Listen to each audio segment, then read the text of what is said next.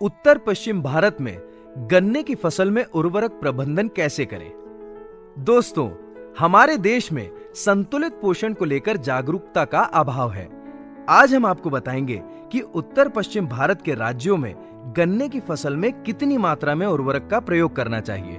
किंतु उससे पहले ये जरूर ध्यान रखें कि हमेशा उर्वरक का प्रयोग करने से पहले खेत की मिट्टी का परीक्षण जरूर कराएं व परिणामों के आधार पर ही उर्वरक का प्रयोग करें।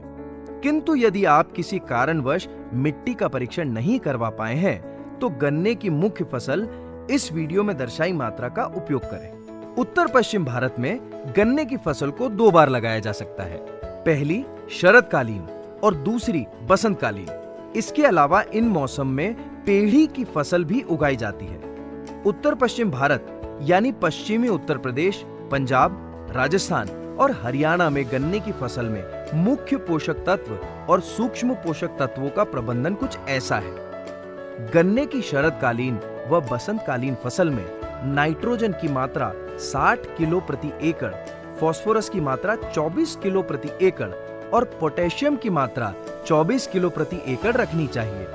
पेड़ी की फसल में नाइट्रोजन 80 किलो प्रति एकड़, फास्फोरस और पोटाश 24 किलो प्रति एकड़ की दर से प्रयोग करना चाहिए।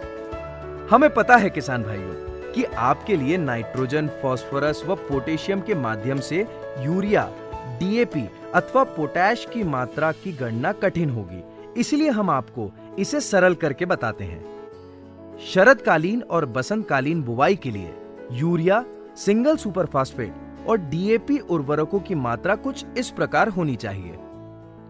बुआई के समय यूरिया 17 किलो प्रति एकड़, बुआई के 30 से 35 दिन बाद 70 किलो प्रति एकड़, बुआई के 60 से 65 दिन बाद 17 किलो प्रति एकड़ और बुआई के 120 दिन बाद या मिट्टी चढ़ाई के समय 70 किलो प्रति एकड़ प्रयोग करना चाहिए। फास्फोरस को एसएसपी अथवा डीएपी के माध्यम से दिया जा सकता है। ध्यान रहे कि यदि खेत की मिट्टी चूनेदार हो तो एसएसपी की जगह डीएपी का उपयोग करें और बुआई से पहले और आखिरी मिट्टी चढ़ाते समय 10 किलो दानेदार सल्फर दें। सिंगल सुपर फास्फेट को केवल आधार खाद के रूप में बुआई के समय 75 किलो और बुआई के 120 दिन बाद या मिट्टी चढ़ाई के समय 75 किलो प्रति एकड़ के हिसाब से उपयोग करें।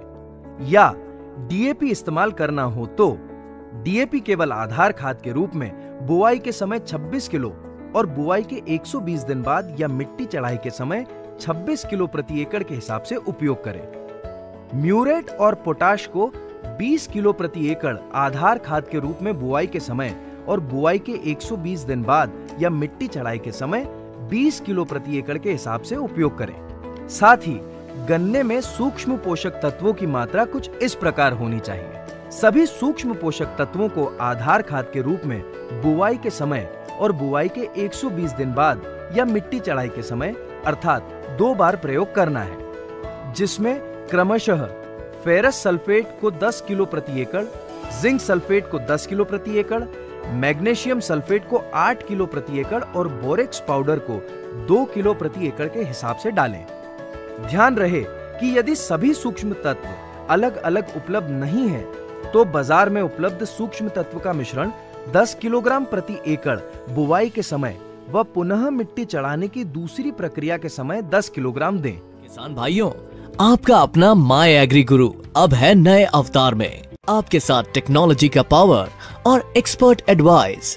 तो अभी डाउनलोड करें माय एग्री गुरु ऐप और जुड़ें अन्य 10 लाख अग्रणी किसानों से और बने आज का समृद्ध किसान।